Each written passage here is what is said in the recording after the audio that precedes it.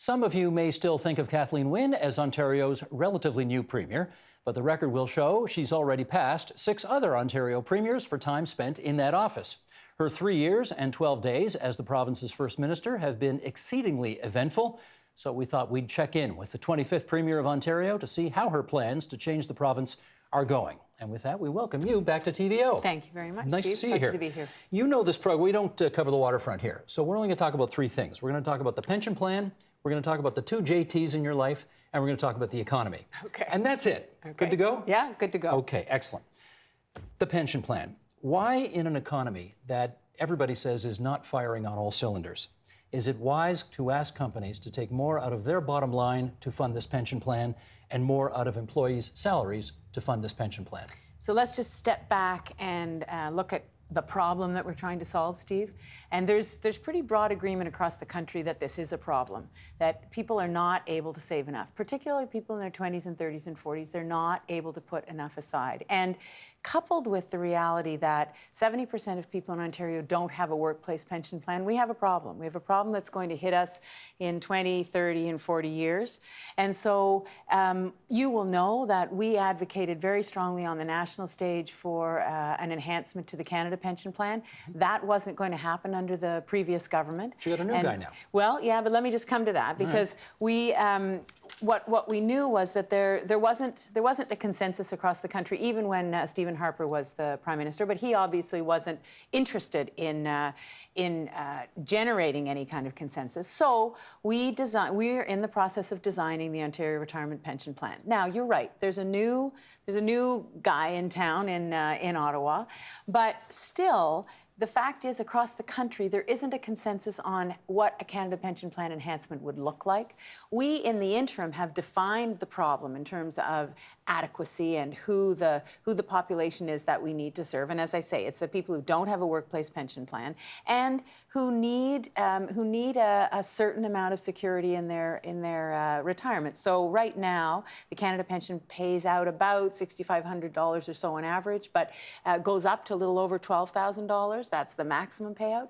That's not enough. And so what we're designing would pay out at maximum about $25,000. So that's the design that we have put in place. I get why that makes sense if you're 25 years old and you've got 40 years of paying into this ahead of you, at which time you'll get a good chunk of this back. But, you know, if you're a 50-year-old small business person who's going to put sort of a lot of money up front in, and not get your money out because you won't have had the time into it, how does it make sense for that person? Well, if you're a 50-year-old business person, and if you're a 50-year-old person and you start paying in you'll start paying in by 2020, then you know, you can, when you go to retire, you can take out money that you've put in. You're right, you won't benefit from that monthly amount because you won't have been paying in long enough. But the fact is, we're dealing with a huge bulge in the population that isn't going to have retirement security. And what that means, Steve, is that we either find a way to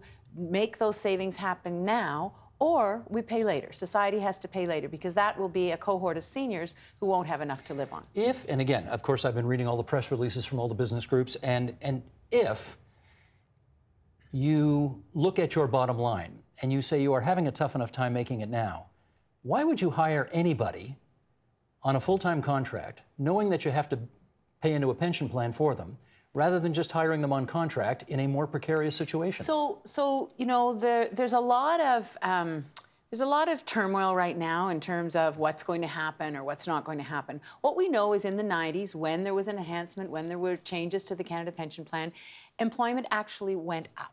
So the kind of I'm going to use the word fear-mongering, because it really is at some level. We're absolutely convinced that that's not going to happen. I've talked to small business people, and they see this as an advantage. They see it as a retention tool, because they can't offer a workplace pension plan to their employees, and they see this as a competitive advantage. So we're going to continue to work with businesses. We're phasing in the plan, so businesses will have time to adjust. The other thing is that we now have a federal partner that will at least work with us. They're going to work with us to make sure that the Canada Revenue Agency shares data, and we can have a cooperative partner, and that will save money in terms of the administration of the plan.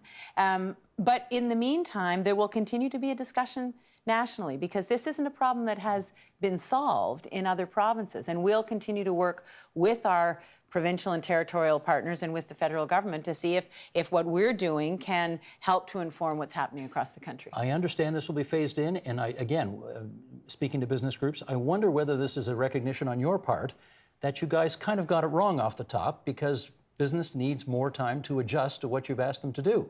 Is that a fact? You mean in terms of the change in the... They're allowed to take more time before buying in. So they still will have to register on January 1st, 2017. Mm-hmm. We said we were going to launch the plan on January 1st, 2017. We're going to do that.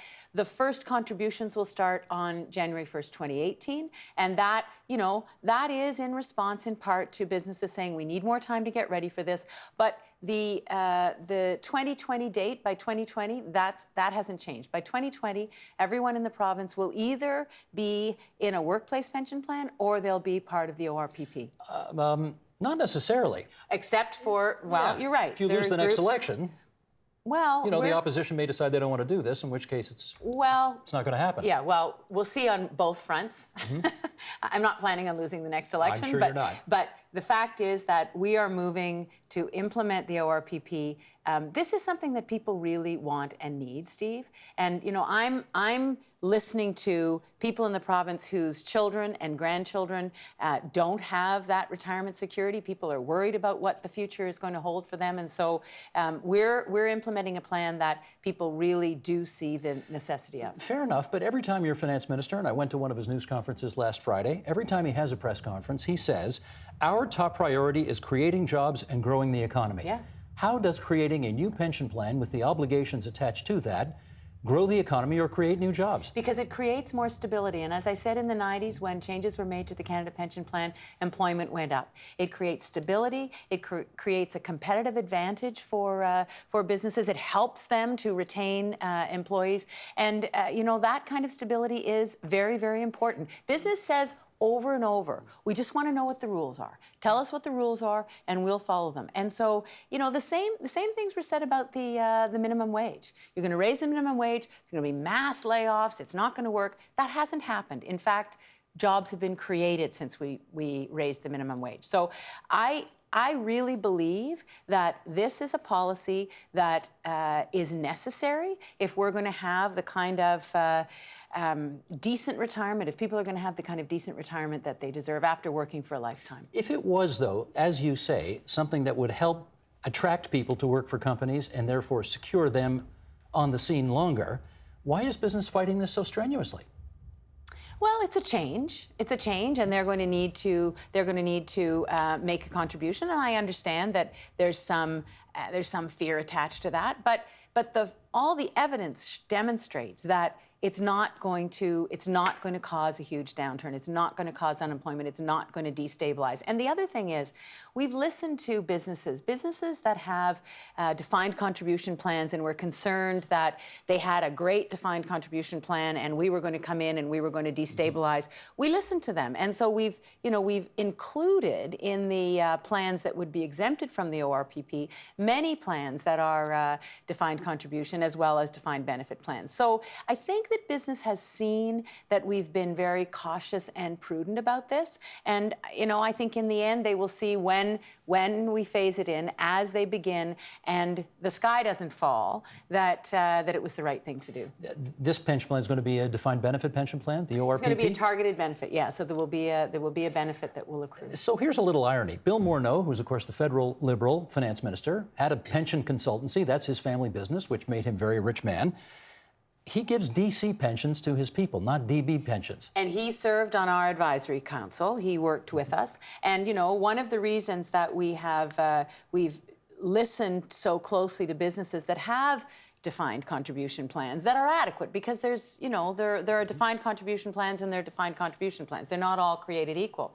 But what we have said is, here are the levels that you have to reach. Here are the contributions that have to be in place. And if you're reaching those contributions and you've put in place a plan that meets these adequacy levels, then you won't have to be part of the ORPP. And just, I know you've been asked this a million times, but I want to confirm it one more time. If Prime Minister Trudeau improves the Canada Pension Plan to a level that you believe is adequate, ORPP goes forward regardless?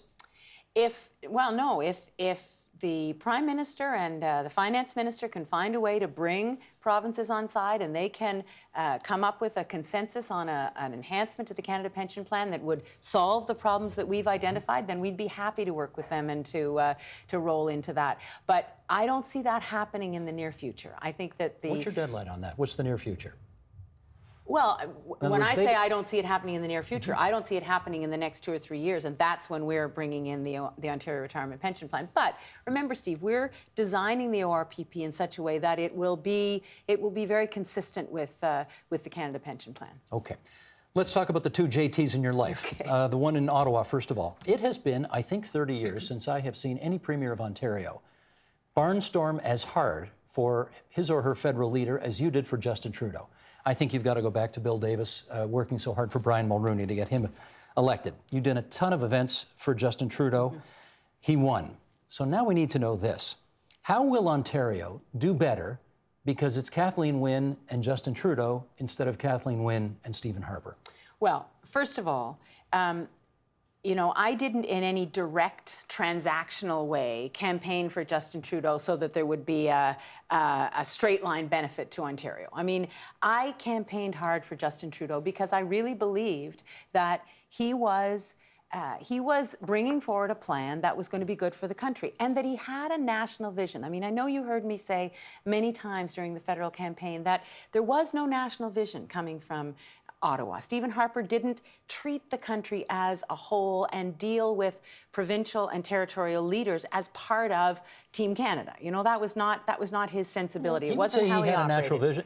He would say he had a national vision was different from your vision.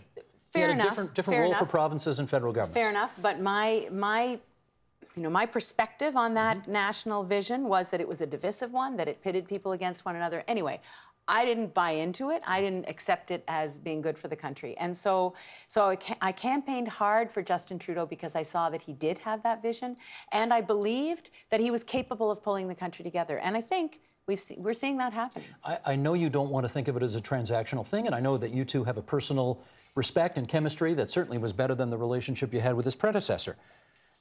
But that's all well and good, because at the end of the day, you have to demonstrate that this means something to Mr. and Mrs. Everyday Ontario. So how will things be better for Precisely. Ontario? So things will be better in Ontario for everyone who lives in this province because we now have a federal government that is interested in working with the provinces. So whether it's on building of infrastructure, and by that I mean, roads and bridges and water systems and transit all over the province, we've got a federal government now that wants to get it right, that wants to work with us and make sure that well, it means putting money in. Yeah, it means actually stepping up and investing in those things.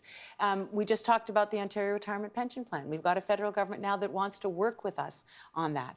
We're having a national conversation about climate change, a national conversation that wasn't happening before Justin Trudeau was elected because we didn't have a federal government that even wanted to discuss the issue. And so we know that climate change is a challenge. We know that the effects of climate change are upon us and that we have to take a role and we have a responsibility to reduce our greenhouse gas emissions. Well, now we've got a federal government that's going to work with us, that's going to support what we are doing. We don't know exactly what that's going to look like. That's what I want to know. But we can have the conversation. What's that look like? When you have the conversation, you put us in the room. What do you ask him for? So we're going to be in the room at the beginning of March. We're going to have a First Minister's meeting in BC. And we'll be talking about what we're doing in Ontario. We're bringing our climate change plan forward, a cap and trade. And so the conversation at the table will be, okay, federal government, how can you support us in what we're doing? What are the tangible programs that you're going to be able to put in place to help people in Ontario to do everything that they can do? What's the answer you want from him on that? Well, the answer we want is, here's how we can do it. Here's the money, here's the support, here's the regulation, whatever it is. You have an undertaking that's going to happen? I don't have a specific undertaking, but I have an undertaking, we all do, all the provinces and territorial leaders have an undertaking that the federal government is going to work with us in partnership, that it is as important to them that we get this right as it is to us. Okay, partnership means, he does for you, but I presume it also means you do for him. What does he want from you? Well, I think he wants a collaborative partner. He wants us to understand when there are challenges federally, and he wants us to have the same flexibility that I want him to have. I want there to be a back and forth. I want there to be the capacity to say, this is what we can do now. Here's the plan that we can have going forward. And if we can't do everything that we want to do in the first instance, then let's have a discussion about that. But let's not walk away and have silence between us, because that's not in the best interest of anybody in the country. Okay, the other JT, the mayor of the capital city of the province. You met with him yesterday. You have regular meetings with him, don't you? Once a month or something? We meet monthly. I have a regular connection with municipalities, and the City of Toronto is the biggest municipality in the province, and so it's important that we have that connection. So when he comes up to Queen's Park, what does he want from you? We each have a list of things we want to talk about. Okay. Transit's usually at the top of that list, right? Housing is not far behind. Yesterday we had a good conversation about what may or may not be in the budget, and we didn't, there were no secrets, but... Did you tell him anything? No. Do I tell him anything? Well, like when he says, what's in the budget on this, will you tell him? I will tell him the direction we're going, absolutely.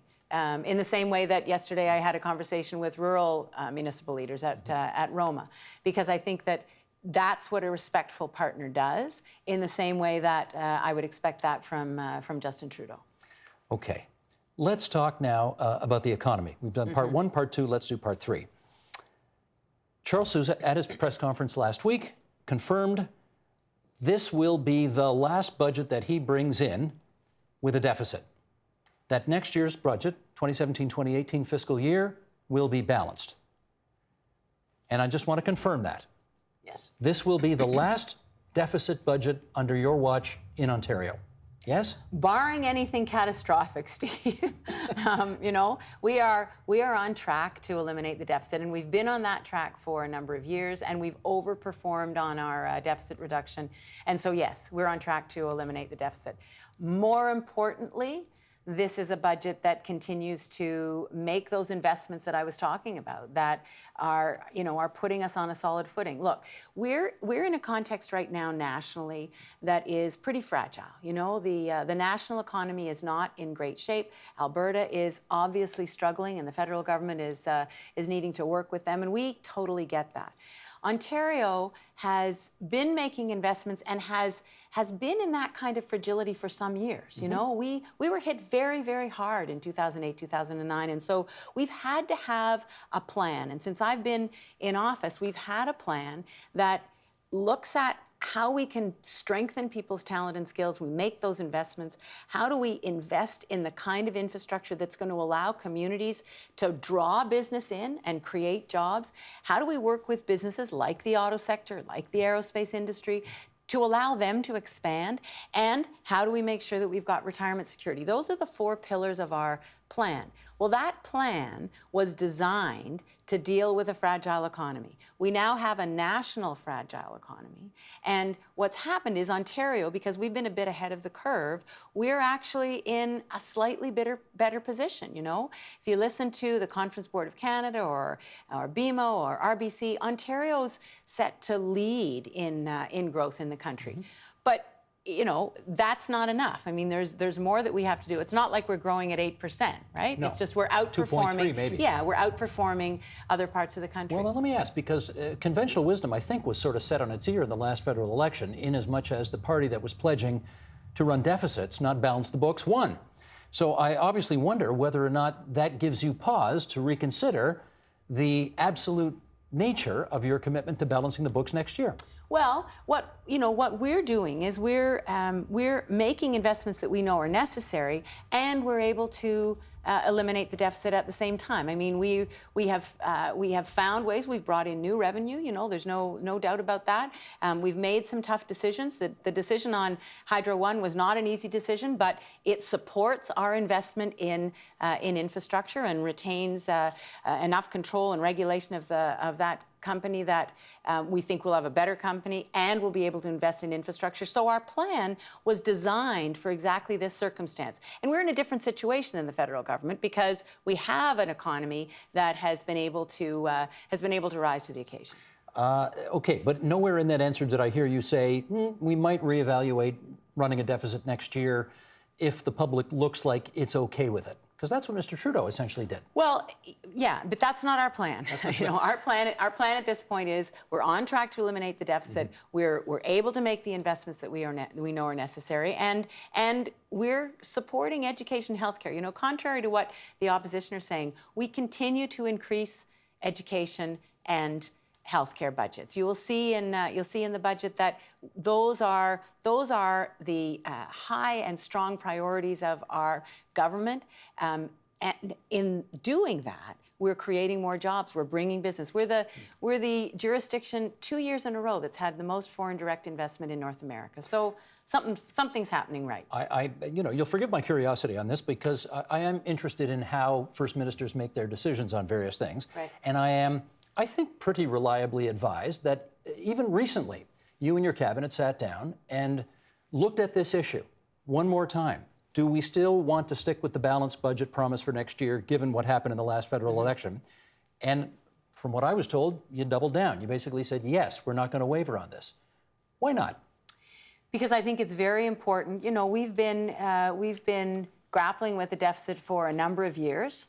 And I think it's very important that people understand that we have made decisions that allow us to get to that elimination of the deficit, that we've managed the finances of the province in such a way that we can do that, and we can make the investments that we know are necessary. What if David Hurley showed you a poll 3 months before you got to draw up the Ritz in 2018, and he said, Premier, the public don't give a damn whether you balance or not. And you're having a hard enough time finding that last, whatever it's going to be, $4 or $5 billion to cut. So my first question would be to my team would be, are we able to do the things that we know we need to do? You know, are we able to continue to fund education and healthcare? Are we working with businesses so that more jobs are being created? How are we doing in those areas that are of prime importance to the people of the province? And then let's have the conversation about the deficit. Because honestly, Steve, that's how our plan has worked all along. Every year we've said, okay, you know, what are we able to do in terms of our priorities, our investments? How are we going to create more jobs? How are we going to work with the private sector? And then what's the impact on that, on our fiscal situation of that? And you'll remember when I came in, we actually did increase the deficit. We actually increased the deficit for a couple of years in order to make investments. We've done that, and now we're able to look at that light at the end of that tunnel. But my scenario is not so far-fetched, right? I mean, that's his job is to bring you information that can help you make decisions, and right? That is his job. Yeah, it is. And if he did bring you information that said the public's not particularly fussed, we could run deficit for another year, might you? Well, but the public will be fussed about other things, and that's what I'm concerned about, Okay. you know? The public will be fussed for some time about whether their kids are going to be able to find jobs, whether they're going to be able to, buy the things that they need to buy, whether they're going to be able to afford their lives. And so those are the things that we have to focus on. And then the deficit is the next question. Okay, let me bring up I'll actually ask our director, Sheldon Osmond, to do this. If you want to look on the monitor up there, you'll see it. Here's what your government, I think it's fair to say, has garnered a lot of attention for. Investing in public transit, improving infrastructure, the partial privatization of Hydro One, reforming the sex ed curriculum, implementing a cap and trade plan, creating the new pension plan we talked about, launching a campaign to stamp out sexual assault. Got a lot of kudos over that one. Raising taxes on high income earners and liberalizing the beer and wine sales. That is a list of what you would see as the achievements of your government. Probably only a partial list in your view.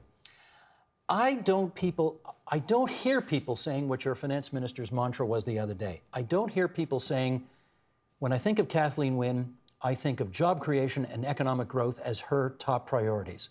So I wonder whether there's a disconnect between what you say your top priority is and what the list actually shows. Well, but if you look at that list, you look at investing in infrastructure, look at, you know, the changes that we're making in terms of working with business. I mean, those are strategies to increase job creation. You know, those are economic strategies. And so many of those things, even the liberalizing of beer and wine, that started with my desire to make sure that craft breweries were able to create the number of jobs that they believed they could create. So many of those things are about creating jobs. They are economic imperatives. And, you know, yeah, I want people to understand that, and that's going to be the thrust of this budget. But you've never come to office, I don't think, pledging to be the deficit reduction premier or the economic development premier. I think you came to office wanting to be the kind of social justice premier, well, right? that was a reporter asked me what I wanted to be remembered for. And from my perspective, social justice, part of social justice is making sure that people have a level playing field and they're able to find a job and they're able to get ahead in their lives. And so creating jobs. And, the economy for me, Steve, is not narrowly defined. And I've said this many times. If we try to deal with the economy as just numbers on a page in a financial spreadsheet, and we don't talk about poverty reduction, we don't talk about education, we don't talk about those social imperatives that affect people's lives every day, then I don't think we're talking about the whole economy. The economy is the environment in which people live, It's the environment in which people raise their kids, it's the supports they have, and it's the opportunities that they have. So from my perspective, all of those things have to do with the economy, and it is our focus. It is our number one focus. But for people who don't like deficits and who think that deficits are just tax increases delayed to the next generation down, can you point to evidence that would suggest to us that all of the deficits that have incurred on your watch, and Ontario's running debt now is almost $300 billion, not all of it on your watch, of course, but a good chunk of it, have those deficits genuinely added to the wealth, the productivity, the economic development, the prosperity of the province of Ontario? Well, I would just say to you, since the economic downturn, more than a net 600,000, I think it's about 608,000 net new jobs have been created. In the last year alone, 100,000 new jobs have been created. And as I said to you, in foreign direct investment, we have been the top jurisdiction 2 years in a row, and that means investment in Ontario, confidence in Ontario on the part of businesses. Mm-hmm. Exactly. So I would say to you, that that's the evidence. Things are getting better in this province. There is no doubt there are regions in the province where times are tougher than others. It's not even across the province. And as I said, we haven't done enough. But I think there is good evidence that the investments that we have made, the decisions we've made around our fiscal situation and around the economy have improved Ontario's situation. Otherwise, Steve, we wouldn't be in the growth position that we're in. We wouldn't be the top of the heap in terms of the rest of the country. If that's true, why'd you lose the last by-election so badly, even with the Prime Minister coming into Whitby, Oshawa, and campaigning for you? You know what, Steve? It was a by-election, and we're going to fight for every seat. I'm always going to try. Really, the critique of me on that by-election has been that she tried too hard. And you know what? That's a critique I'll take every time. Yeah, but you spent a lot of personal capital on that by-election, and you even, I mean, I'm sure there was a quid pro quo with you and the Prime Minister. Hey, I did this for you. Come on and give us your help. He comes in 3 days ahead of time. You guys got smoked in that thing. Well, you know what? How does that happen? It is what it was. It was a by-election. We tried. We didn't win. And you're going to see me try in every by-election, Steve. You're going to see me try to bring good Liberals into Queen's Park. I'm not going to stop doing that. Okay, one last thing in our remaining moments here. And, like you, I don't put a hell of a lot of stock in polls, especially some polls which are a little bit quirky. But I did note the other day that Angus Reid did have a poll about a week and a half ago showing that you are the 8th most popular premier in the country. Now, if you were the 8th most popular governor in the United States, that'd be pretty good. But 8 out of 10 isn't great. Just a 27% approval rating. If you are so confident that you are on the right track, building this province up, as you like to say, why don't the public seem to see that? So here's the thing, and I don't discount polls, but I don't govern by them, right? And I think what's going on, and I know that there are people who are unhappy about some of the things that we're doing, but I think more generally, there is a malaise about the economy right now. I think people are worried. Geez, Premier, the last guy who used that expression lost the next election. That was Jimmy Carter in the 1970s. You sure you want to go there? Hey, you know what? I'm just gonna carry on here, Steve. Okay.